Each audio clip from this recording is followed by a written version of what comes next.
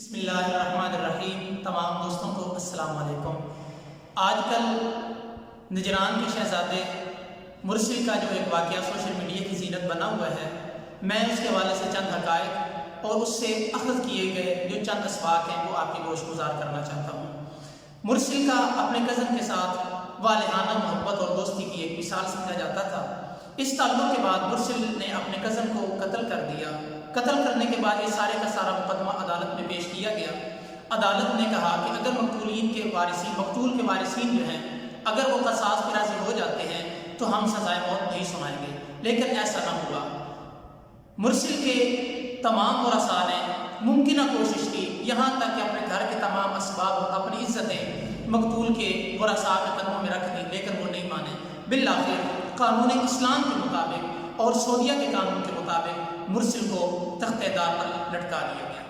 میرے دوستو بھائی، ہمیں اس سے کیا سبق ملتا ہے؟ کوئی بھی ملک اس وقت تک کامیاب نہیں ہو سکتا، ترقی کے اصولوں پر چل نہیں سکتا جب تک اس کے اندر انصاف لاگو نہیں ہوتا۔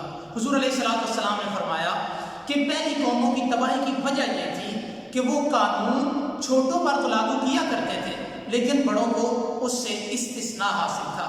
اگر ہم مولانا الطاف حسین حالی سے پوچھیں کہ اگر ہم اپنے قوم کو، اپنی اس ملک کو، اپنی قوم کو بہتر کرنا چاہتے ہیں تو ہمیں کیا کرنا چاہیے؟ مولانا الطاف حسین حالی بھی یہی کہتے ہیں کہ کسی قوم کا جب الٹتا ہے دفتر تو ہوتے ہیں مست ان میں پہلے تونگر۔